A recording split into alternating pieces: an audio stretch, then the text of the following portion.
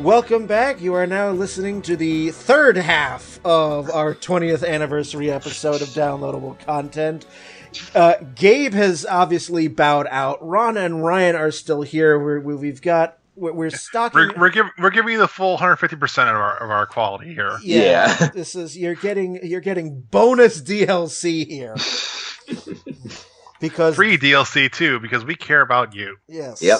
And we don't want to try and rip you off like the major game companies do. Except no one makes any money from this podcast, so they don't need to know that. But if you would like to give us money, I will give you my PayPal address. So yeah, I will. I'm not that much I'm not that prideful where I won't turn down free money. So please. So, back to the game at hand. Disc 2. Disc 2. Now that you've done sobbing after. Now that you've gone through sorrow, now the rage begins. Now you really want to kill Sephiroth. Now you really, because now the bastard just took your healer away. And also, by the way, at the end of Disc 1, that white materia that Aerith had, that goes bouncing off into the lagoon. It goes bouncing off into the lagoon. Now, my first thought was, why didn't somebody go in and grab it? Because they don't have oxygen tanks where they have, obviously. Why didn't somebody go in and the other thing that I remember too was that, it starts glowing green and then it stops. Mm-hmm. Which leads you to think that, great, this holy materia is going to be activated, it's going to stop Meteor, but then it fizzles out and you're like, oh shit. Damn it, we're Someone screwed. failed the casting, DC. It was your dead caster. Not her fault. Party didn't provide enough protection for the healer. So anyway, you get through the rest of the ancient city, and then you get to the town you gotta go to, right? Or do you take the tiny Bronco to the ice village? You go you take the Tony Bronco to the snowfields. Yeah. Oh, yep, I remember them. You grab a map for the glacier, then you grab a snowboard. You get a snowboarding minigame. Oh, that was so much fun to do that. Before you do, there is some major plot that does happen in this town. You find evidence of another Shinra scientist named Dr. Gast. And also is that the first mention of Lucretia too? Vincent mentions her if you picked him up. Yeah, but this is also the first mention of her. Yes, and there's also the first mention of Eris's true mother, Ephalna. Because Dr. Gast's house is still in this village. And do you remember there's a device where Dr. Gast actually kept recordings? He wanted to interview. Oh, he had a cassette player. Yep, I remember that. He was trying to understand more about Genova and the Cetra because it was he and his team that discovered Genova, discovered the ruins. And Hojo was one of the researchers. Yep. Mm-hmm. So you find out that Ephalna was actually a Cetra, and during this whole scientific process, Dr. Gast falls in love with Ephalna, and they consummate their love, and out pops baby Eris. However, only 3 weeks after Eris is born, Hojo shows up and beats the douchebag that he is. Yep. And he kills Dr. Gast and takes over his research. Ephalna escapes with baby Eris, and it connects to the cutscene that Eris's adoptive mother, Elmira, way back in the beginning of the game, she had mentioned that there was this mother who was, covered in blood and very wounded and near death, and, asked Elmira, please take care of my child. So that's the connection there.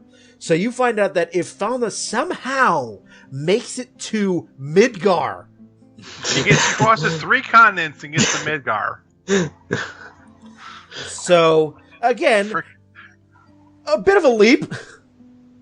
Yeah, freaking terrible fucking game. Anyway, Again, game logic.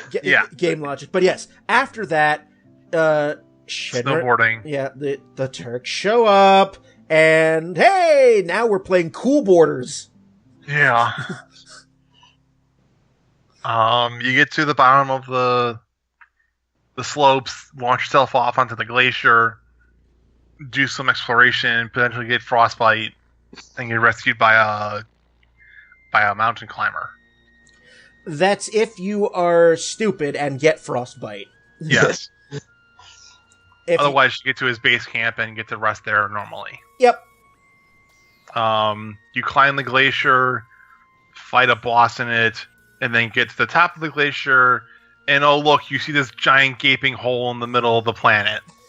Yep, and all these Sephiroth droppings that you had seen are gathering in this giant crater. Also, the Highwind shows up with Rufus and the rest of the Shinra on it. Yes. And it is here where they discover the resting place of the 4 weapons. Yep. Mm-hmm. Hojo does an exposition drop and explains where the weapons came from, or at least what his theory is on them, in that they are defense mechanisms of the planet meant to protect the life stream. And here and truly we find the resting place of Sephiroth. The actual Sephiroth, where you finally are confirmed that all these other visits with Sephiroth that you've encountered through the game are actually clones. And Genova. Or clone from Genova Cells, I should say. Yep. And so you have this glorious reunion taking place. Which Hojo engineered somehow, because he's an asshole. Yep. Sephiroth tricks one of your party members into giving the black materia to Cloud.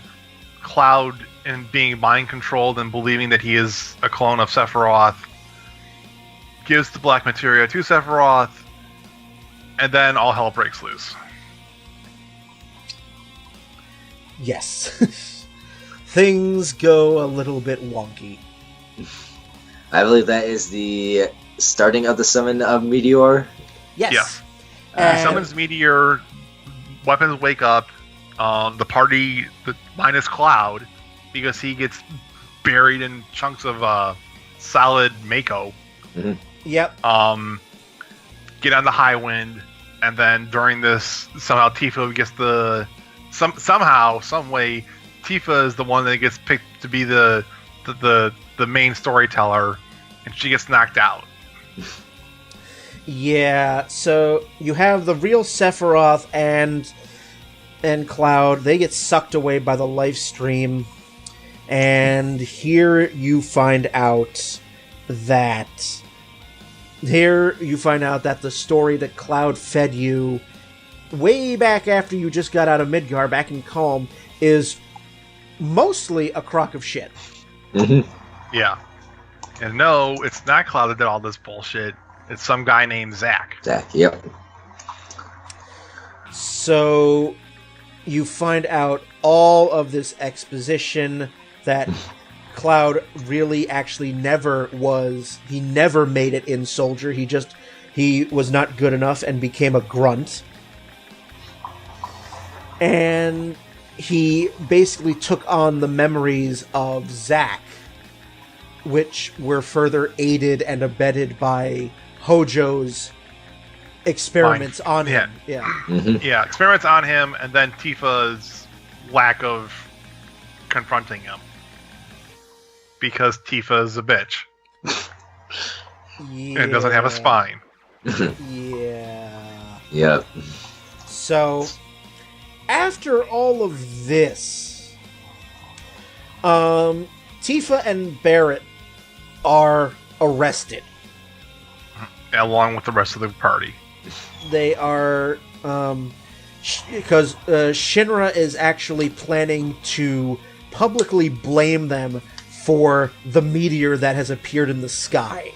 Mm-hmm. And they're going to execute them and saying they were in cahoots. Yeah, publicly on TV. Why does this sound familiar? But Kate Sith finagles his way through and arranges a jailbreak for you guys, and shenanigans occur. Slap fight happens between Tifa and Scarlet. That was such a great moment. Yes. You're on top of the cannon, and oh, by the way, weapons attacking. Weapons, yeah. By the way, Amethyst weapons attacking. Yeah. Yeah, and then you see exactly how powerful the Juno cannon is. Although, to be fair, Amethyst weapon did wrap his mouth around the barrel. Yeah, he did kind of fillet the barrel a bit, and that's when you fire something like. And then someone prematurely fired it. Sorry, I got too anxious. It was all intense. Yeah, Shinra got anxious. Yeah, sure. But he was overly excited. But yeah, Amethyst gets killed by the Junon cannon. Tifa and Scarlet have a slap fight on top of it, and then you do a swan dive off the end of it, only to get picked up by the High Wind, which your group has hijacked. Again, taking a look here at just Square laying it on, just how evil Shinra is. So, all of this, now they're going to kill people on live TV on false charges. And they put Tifa in a gas chamber. Yeah, Brian. There's no government here. Remember, Shadowrun. Yes, I'm sorry, Ron. How could I have forgotten? We've already established that there's no government. It's all one giant mega corporation that's ruling everything. Oh yes, and now I see where Umbrella got it from. So, but now you have the High Wind, which means you now have the entire world open up to you. Although we've kind of already explored the entire world at this point in time. You have, yes. Except for one little small island, which is like in a densely forest, which is like this like savannah, not savannah, but more like a tropic jungle area. Yeah. And oh look, it's Cloud. Only he's in a coma of sorts. Yeah, he I like fruit, and he's in a wheelchair. He just keeps muttering incoherently. I think the doctor says it's Mako poisoning. Yes. Mm-hmm. Yep. Which I guess means he has too many memories floating around in his head because of all the live stream bullshit he's went through. Yeah. But anyway, Tifa stays with him for a bit. Yeah, and Sid takes over. Yeah. Then during all of this, you find out that the Shinra is starting to gather up huge materia. It's gonna be huge. Yeah. Which they are aiming to have it be used against Meteor to basically blow it up before it hits the planet. But you, being the heroes that you are, know that you can't stop the spell. At least you're pretty sure you can't stop it by just throwing a bunch of nukes at it. You actually have to have Holy to counteract it. So you grab the huge materias in an effort to basically stop them from causing a bunch of death and destruction. If that won't really amount to anything. But there's 4 total. Yeah, there are. There's 4 huge materia total. There's 1 in Fort Condor, which, if you're succeeding in rescuing, not only gets you the huge materia, also gets you the Phoenix Summit. Yep. Mm-hmm. You have the 1 in Coral, North Coral Reactor, which, if you succeed in doing, gets you the huge materia and Ultima. Yep. The 3rd one was found in the Gugag, or the Gungaga reactor ruins. from earlier, and then the fourth one is Junon reactor. Yep. But the Junon reactor one you can't do until later, and the Gungaga one gets sent to Rocket Town because they're going to use the rocket there to launch it off into space. Yes. Generally speaking, it's like after the. Yeah, keep going. It's like generally speaking, it's like after the first two, so after Coral and after Fort Condor. Fort Condor, you go back to check on Cloud, and the town starts to get an earthquake, and Diamond Weapon shows up and starts wrecking shit. Also, if you remember, there is an eruption of life stream that happens there. Yes. Oh, yep. And Tifa and Cloud fall into the giant pit of life stream that's now sitting there. And that's where Cloud goes through an inner search of himself, because I believe Tifa is the one that has to help Cloud regain his memories from that. Right. You already know by this point the full story of what actually happened at Nibelheim, but now we're also going to get Tifa's input as well. Yeah. Because she's been quiet this entire point, going, hang on a minute. Yeah.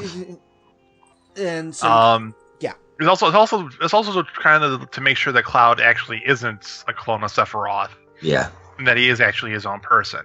Because and that's what the first couple memories are about, basically, is confirming that Cloud actually is a real human being. He's not just a clone. And then we get clarification on what actually happened in Nibelheim. Yes. Turns out Cloud was at Nibelheim, only he wasn't Zack. No. He was one of the Mooks. Yep. And he was sitting there in the background observing things silently because he's a Mook. He can't talk. He doesn't have plot armor yet. It's only after the Sephiroth burns down Nibelheim that Cloud gets really fucking pissed and goes chasing after Sephiroth to the reactor like Tifa did. Don't go chasing Sephiroth. And yeah. Zack and Sephiroth fight. We see the fight occur during Crisis Core, but it occurs off screen. Zack gets beaten, but does weaken Sephiroth in some fashion.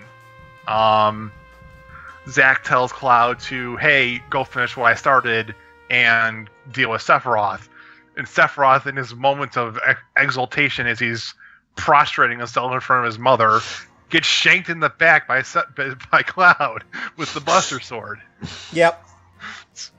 Mother! Yeah. So we get echoings of what happened to Ares now happens to Sephiroth. Karma's a bitch, ain't it? Yeah, Karma's a bitch. Sephiroth gets pissed, throws out Cloud out of the reactor proper, and then shanks him. Although Cloud at this point in time has gained a level of plot armor, rides himself through the rest of Sephiroth's sword and throws him into the reactor proper. Adrenaline can do wonderful things. It really Yes. can. And so here we are at this point, Cloud, he manages to glide himself off of the sword and throws Sephiroth down the Death Star reactor core. Yeah. And he's expecting to die and bleed out. And then here's Hojo. The piece of shit shows up and experiments on Zack and Cloud. Yep. And decides that we'll just fix everything and make it believe that nothing happened, and almost all the people in current Nibelheim are just actors paid to live there by Shinra. Yes. So obviously, I didn't have the real ability to do critical thinking here at age 14, but going through this again, it made me realize when I got to this scene that, Sephiroth is not the real villain of the game. It's Hojo. No, it's Hojo. It's Yeah. Hojo. And Yeah, Hojo's the real bad guy here because almost everything bad that happens in this game can be traced back to him fucking with shit. Yep. And it's all in the name of science, with with 3 exclamation points at the end of it. Science! So, now, after all of this, Cloud gets his memories restored. He realizes that, what is my purpose in this world? I'm not a puppet, I'm a real boy. Yay! So he is back in the saddle here, and again, you have the 4 huge materia. Again, we did the Corel, you did the one at Fort Condor. You go to the underwater reactor in Junon, but again, they get a boss sicked on them, and then you acquire the submarine. Yeah, randomly get a submarine for no reason whatsoever. It does a couple of things. Yes, it does. One, it lets you fight Emerald Weapon. Yep. If you're stupid. If you're stupid. And you haven't leveled up yet. 2, it lets you get the huge materia and find the sunken sub, which has a bunch of other materia in it. And 3rd, well, there's actually 4 things. 3, get you the key of the ancients, which lets you find out more hidden parts in the abandoned city. And 4, it lets you get to Lucretia's cave. And ultimately Vincent's level 4 limit break. Yes. So, also the that sunken submarine has it's a nice place to level grind because it contains some of the strongest enemies in the game. Yeah, which are relatively easy to kill because I think most of them are undead. So you can just cure life on them and they generally die. Yeah, and by this point I was I was so leveled up that it was just like. And also, just to note... I see you have survived. Yes, I have, in fact. Also, just remember, Ron, though, that it's not... There is a chance of failure with getting some of these huge materia. Oh, yeah. There's always a chance of failure. You can fail stopping the train, you can fail fighting off the Shinra forces, and you can fail stopping the submarine in time. Yeah, I mean, the first time I did this, back as a kid, I think I didn't stop the train. Yeah, so you lost. So North Coral got wrecked again. Yeah, just that was apparently the city that was going to get shat on for the entire. Yeah, but yeah, and I did not. I made, again, the stupid mistake as, first time ever playing an RPG. Oh, there's a thing that's swimming around in the water. Let's go play with it. Whack! 30 seconds later, you get bopped on the head, reload your save. All right, not doing that again. So you get to Rocket Town, you get launched into space with Sid. We're flying. We have slipped the surly bonds of Earth. And I thought he was going to shit all over Shara again. I was... Yeah. And to be fair, Shara was right. The tank that explodes on him is tank number 8. Yep. It's the faulty one. Which is the one she's been trying to fix and repair for 5 years. So, okay, she's right, but B, you really need to work on your maintenance skills there, woman. Anyway... You guys take the escape pod hatch back to the planet, do retro entry into the atmosphere, and you get to watch as the rocket collides into meteor. Huge ass explosion, and nothing happens. Yep. So you have an apparent failure of Holy, which has been stopped by Sephiroth. Which we don't know at the time. Well, I already established the spoiler alert 3 hours ago. Yeah, true. Yeah, I know.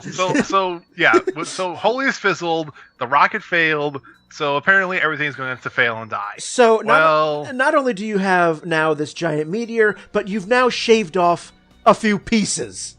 Yeah, so it's now going to impact in multiple places instead of just one. Well done. Meanwhile, the moon from Majora's Mask is going, I should have done that. So... You guys go to Cosmo Canyon to meet with Red 13's grandfather and be like, hey, you're probably the wisest person among us. Can you think of a way for us to, figure out why Holy isn't being cast. You bring him to the abandoned city of the Ancients, and then with the key of the Ancients, you find out, oh, no, actually Holy did cast, it's just Sephiroth being a dick and stopping it for actually completing the casting. So, kill Sephiroth, and then you get Holy to stop Meteor. Problem is... Oh, that's easy. Yes, the problem is Sephiroth's main body is in the North Crater, which is currently being protected by a giant Mako energy shield. Small problem. If only we had a cannon of some sort that could fire at that. I wonder if we could break through it. I wonder where we can find a certain cannon to use. Like, oh look, where's one in Juno? Let's go hijack that one. Oh wait, it's missing. Wait, where did it relocate okay. to? Yeah, wait. I got to this point, and I'm like, wait, what? Yeah, like, wait, we have the only airship. How did they move this thing from Junon to Midgar? Without us noticing. Yeah. Like, how much time passed between the firing and now?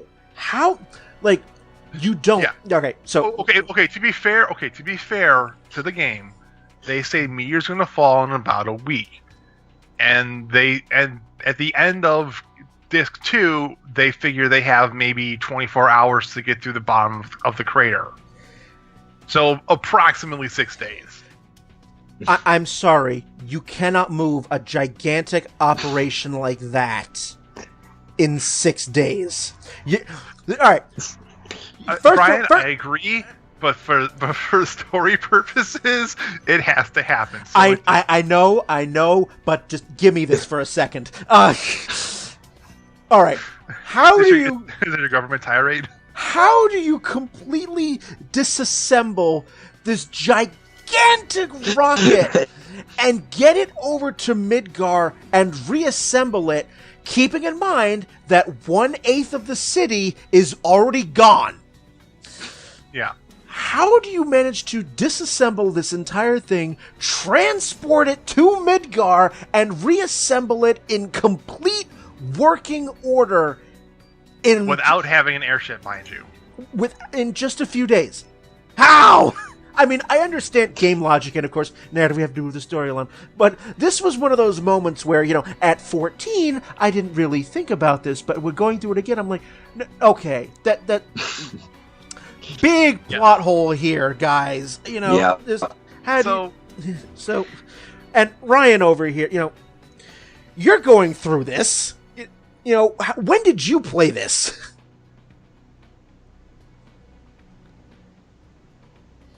Ryan, you still there? I think you got shanked by Sephiroth. Watch, his mic is on mute. Yeah. Hello? Can you hear me? Yes, I can. Was your mic muted? We cannot hear you now. Did the mic level adjustment pickup change in Skype? He might. Oh, can you hear me at all? Now I can. Now. Oh, okay, yeah. Skype's being weird on me, but I want to say I played it back in 05 or 06, one or two, way back then. All right, so you might have been old enough to realize what the fuck plot hole was going on here. How do you move that? So, all right, where is this cannon? And where did did you get back to? Did it vanish? No. Yeah. No. K-Sith tells you where it got moved to, and it's also when you find out the K-Sith is actually one of the Turks. Yes. But because apparently one of them grew a conscience. Yeah, apparently one of them, yeah. So, alright, so you find out, so you go to Midgar, but before you can reach Midgar, you find out that the diamond weapon arises and is heading on the slowest crawl to Midgar. Like, you're in an airship, mind you, and I just got to Midgar, and I waited for like a good 5 minutes while this thing was just like... Yeah, this thing is shorting out to Midgar like it's opening night on Broadway, just walking up with a slow strut and just like looking to exercise that Tin Pan nice and strong. And but hopefully by this point, I mean, I know I did, because if you got all 4 huge materia, you went over to you talked to Bugenhagen, you can get a really nifty power up if you select one of the 4 colors in his little planetarium. I forget, it's like you get a really strong like spell or like command materia. Like I forget what it is exactly, but it's like if you use the yellow one, you get like a yellow materia that can do like a bunch of the yellow command materials like thief and enemy skill and stuff like that. I don't remember what they all do though. Yeah, I'm gonna look up that for you, because I know that each of the huge materia does something. Mm-hmm. So while you look that up, I will briefly describe what happens when you fight Diamond Weapon. You fight Diamond Weapon, you do a bunch of damage to it, and then proceeds to ignore you and say, "Fuck off, Fly, I'm going to go deal with Midgar." They fire the cannon, which is now called the Scarlet Ray, because Scarlet got naming rights first, and proceeds to blow a hole in Diamond Weapon. Yay, Diamond Weapon's dead. And the crater's been opened up now, so you can get to the crater. Although now someone's in control of the operating system of the Ray, and is proceeding to drain more reactor energy out of Midgar, to the point where it could potentially blow up all the reactors and kill the people in Midgar. Who in hell would do this? Oh look, it's Hojo, because he wants to give all this energy to Sephiroth. Because Sephiroth's his kid. Yep. Yep. Mm-hmm. That is when you find out that Hojo is in fact Sephiroth's father. And suddenly you find out why there's so many fucking daddy issues for Sephiroth. And and you get to this point, and now it's just like, all right, Hojo, you really need to die. You really really need to die. You're taking the mad scientist. You just went too far, Hojo. You're taking the mad scientist stick too far. It's like, okay, now you've really, really gone. Yeah. Did you find out what the Yes. So if you get the blue huge materia, that gives you Bahamut 0. That gives you I remember how fun that one was to use. If you gain the green huge materia, you obtain the Master Magic, but in doing so, you have to sacrifice all of the magic materia you've already mastered. And then there's the red huge materia, which is Master Summon.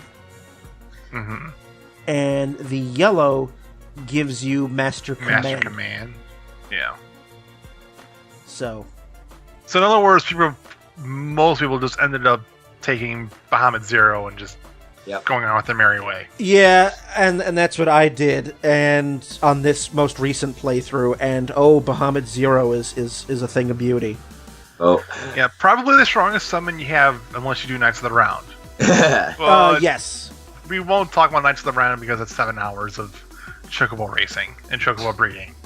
Yeah. Yeah, I decided, nope, not gonna do that. Yeah. So you go through Shinra Tower in Midgar, get to the top of the Scarlet Ray, fight Hojo, who has 3 forms, and proceed to body all 3 of them, because at this point in time you're damn near a god. And kill Hojo, stop the Scarlet Ray from firing, and then you spend one night on a cliff top with Tifa as you guys recollect over as you begin your mental preparation of going into the North Crater. Yep. And then that's end of Disc 2. Yes, that is the end of Disc 2. It only took 35 minutes this time. Oh, wow. We got through that pretty well. We're getting better at this. Yeah, I was like, hey, all right. Yeah. So, Finally. obviously, in terms of in-game time, you have 24 hours, but for like in-game world clock, it's 24 hours for you to, from beginning of Disc 3 to get to the bottom of the crater. But obviously, you can spend as much time as you want doing all the side questing, because plot doesn't progress forward until you actually do the North Crater stuff. So people would do like, oh look, I get Vincent's limit break. I find out about Lucrezia and how fucked over Vincent really is, because once again, blame Hojo. Yep, you can also, at this point, go after the optional Ultima weapon. You fly around in the high wind, bounce off of him a few times. Mm-hmm. The interesting thing about that battle is that his HP doesn't go back to full. So once he gets below a certain point, you fight him at Cosmo Canyon. It creates such a huge explosion that it reveals the ancient forest.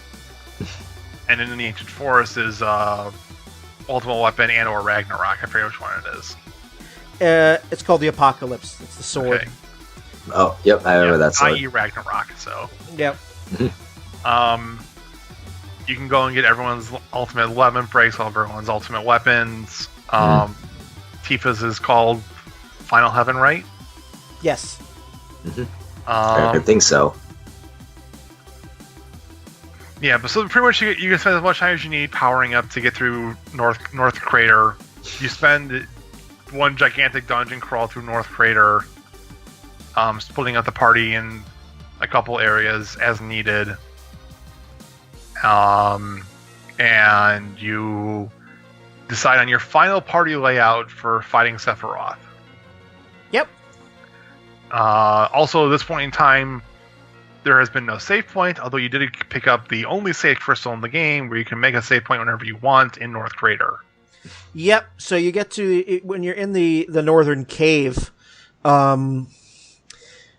which has such great music. I forgot how great the music in northern cave actually is. It was like, By and large, 7 has been probably one of the best music soundtracks of the series. So, but yes, you blast your way through. By this point, I had already gotten my goal of getting Cloud's level 4 limit break, Sid's level 4 limit break, and Vincent's level 4 limit break.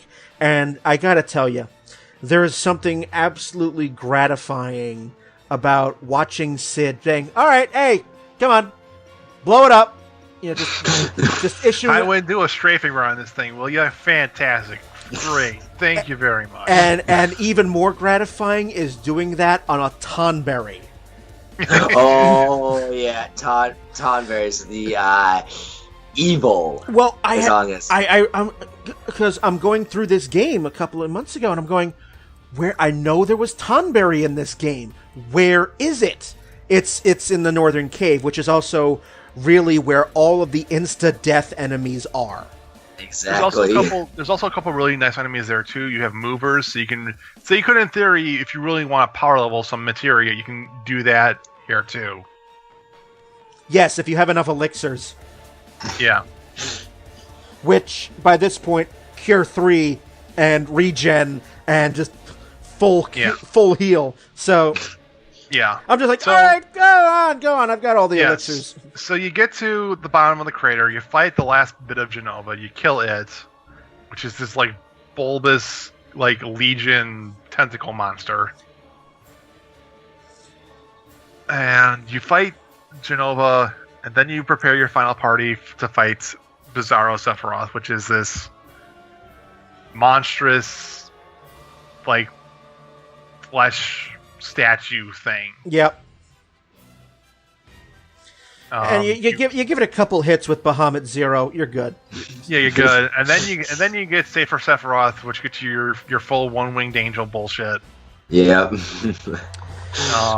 This was very, very gratifying for me because 17 years ago, when I got to Sephiroth, I was horribly, horribly underleveled. But, you know, I was able to take several rounds of Supernova.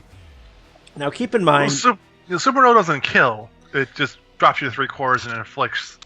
Or drops you to 1/4 and inflicts a couple of status ailments on you. Oh, less than that. It does, and I looked this up. It takes out 15/16 of your health. Okay. Still, that's like... At that point in the game, that means you have a couple hundred HP left at least, which is more than enough for you to cast Cure 3 as long as you're not a doofus and then waste all your ATB trying to kill him afterwards.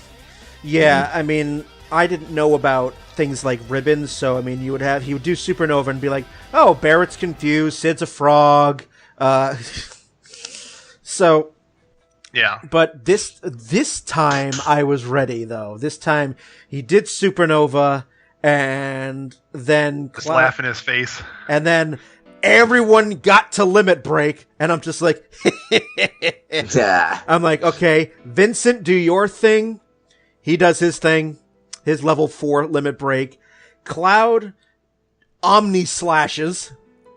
Which if it didn't kill him after that, there's something wrong there. Yeah, seriously. Sid never got to use High Wind because that was game, set, and match.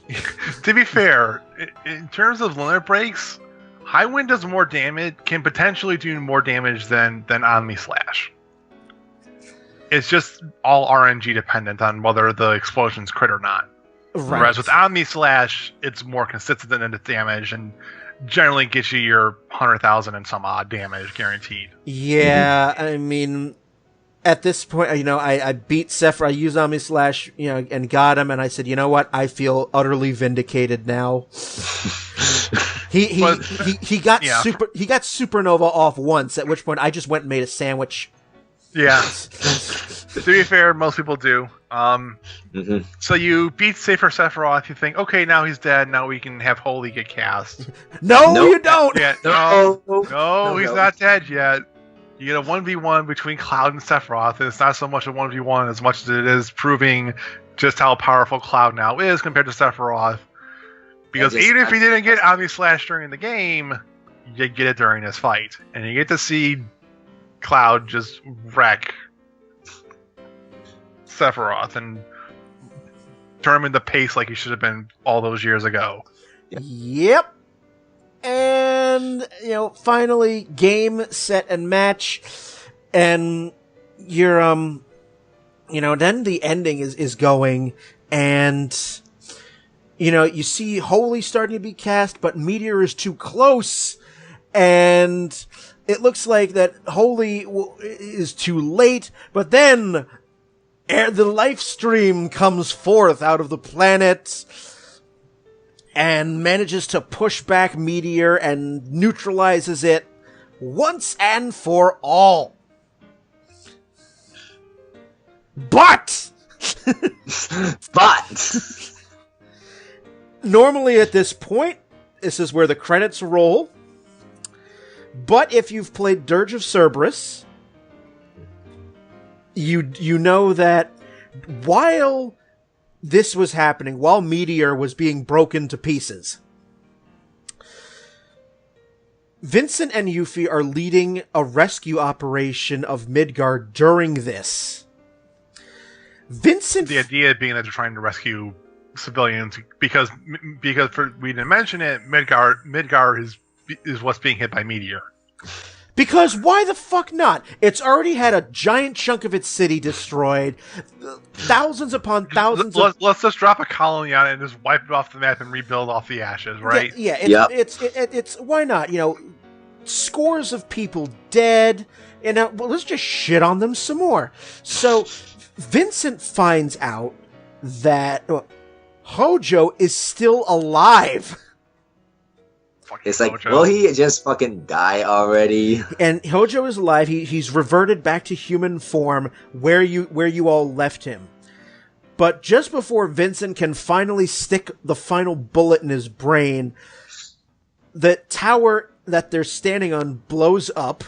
Vincent manages to escape, and Hojo manages to activate something called the Fragment Program, in which it's a computer program that injects his consciousness into the worldwide net just before it explodes. So he lives on forever.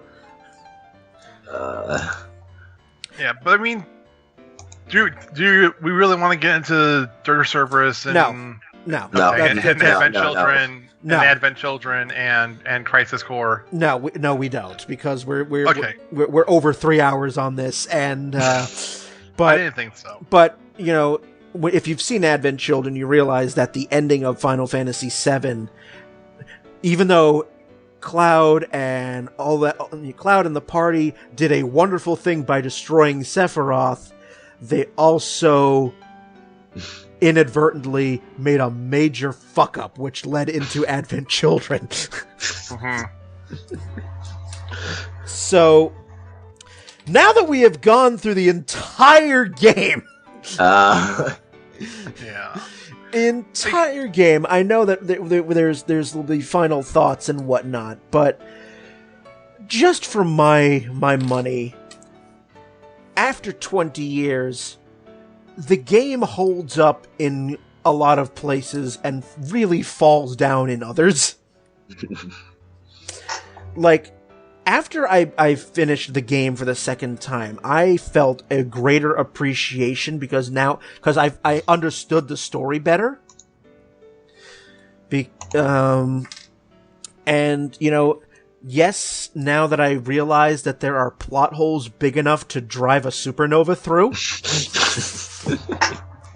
I still found the journey very, very enjoyable. The graphics, not so much. Yeah, the graphics are another story. And Nobu Uematsu's score still holds up. Mm-hmm. Yeah. It's, it was the very first video game that I had ever played that had such a dynamic score. And it's still an amazing soundtrack, even in MIDI format. So, for my money, this is still an amazing, amazing game, and I still encourage everyone to play it. Yes, you will have to deal with PS1 graphics. And they're pretty bad. Oh, yeah. But I think that I think it's still an amazing game, and you should really, really play it. So, for me personally, I enjoyed the game for what it was represented at the time of being like this epic story, and the music's great, and the characters are fairly memorable. There's obviously flaws with them that we can recognize and critique today because we've had 20 years of game experiences and evolutions and on these ideas since then.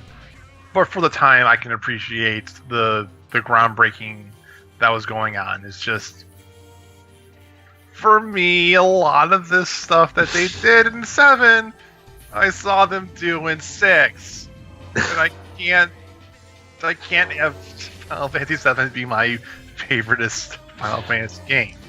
And I understand that, because when I played Final Fantasy VI later, I could see where they took, where they expanded or just ripped right from 6 and put it into 7. Yeah. Like there's some things that they did in 7 that are really good. Like They took the Magicite system from 6 and they expanded upon it into the Materia system from 7, and I thought that was a really good expansion on that idea. They had more disk space so they could expand upon the characters and the backstories and the story that they just couldn't do with a cartridge back then, because 30 megabytes, 700 megabytes, 30 megabytes, 700 megabytes. You got more wiggle room here to work with. And And just the evolution of the technology means that they can do more with the story and the music. You don't have the 16 MIDI sounds. You have the more actual instrumental pieces, and not just trying to synthesize it with 32-bit sound card. And what about you, Ryan?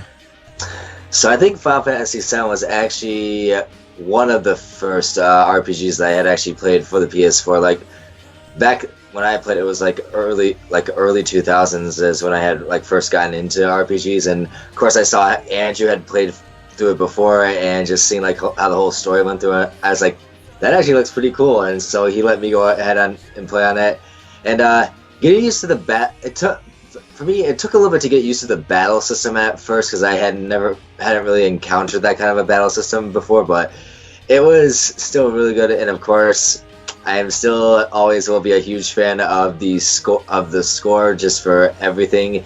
And way back when the graphics of the PS1 are compared to today are still, but back then I still thought the graphics were actually pretty damn cool for that. So it's definitely still one of my favorite RPGs to have gone through, and since I'm also a bit of a Kingdom Hearts fanatic as well, having seen them incorporate a lot of the stuff from Final Fantasy, especially Final Fantasy VII, into Kingdom Hearts, that still is just like, yeah, and the reason why they do it is because, yeah, Final Fantasy VII was still one of the best Final Fantasies ever made, in my opinion anyways. And that's perfectly fine. I mean, this game will always have a place in my heart as definitely one of my all-time favorite games. It introduced me to the genre, and it was because of this game that I am such a huge lover of RPGs. Although I will say that with Final Fantasy VI, I believe I played that. There was a Game Boy Advance version, I think, made of Final Fantasy VI. Final Fantasy IV, if I remember correctly, was the Game Boy Advance version of that, because I actually played that one. Yeah, they did do some porting of Final Fantasy IV, 5, and 6 to the Game Boy Advance. Because I remember also, besides One Winged Angel, Dancing Mad was also one of the best scores I had ever heard as well. That was a really good one. To be fair, Dancing Mad's a 19-minute or 21-minute like piece meant to be played in front of an orchestra. So yeah, it is. So yeah, but it was still quite an interesting one when I was fighting against Kefka to actually listen to that during the boss battle. But I still liked it a lot. Mm-hmm. But, you know, and it's just interesting because it was during the PlayStation 1 era where Square was really looking at other sources for inspiration. Like, Sephiroth is right out of Jewish mysticism, right out of the Kabbalah. So when I was doing research in art class and found that the word Sephiroth is Jewish in origin, suddenly I'm like, oh, it makes so much sense now. He's a good Jewish boy. He loves his mother. He has a stake in his father's business. It's and, you know, I mean, I make fun, you know, myself being Jewish, but it's just like, oh, wow. Stereotypes exist for a reason. And, you know, all of the names for the different summons and whatnot. And this was, like, really the first in Final Fantasy, and they did this, you know, up through... It was 7, 8, 9, and 10 all had this element where their main characters were going through some sort of incredible identity crisis. Yep. You know, somebody, usually one of the main characters in 7, 8, 9, and 10 had either mommy issues, daddy issues, or both. I can remember playing 10 on the PS2 and just when you finally find out what's actually been happening, it's like, what? So, but I think all in all, you know, Final Fantasy VII really deserves to be, you know, recognized as one of the greatest video games of all time.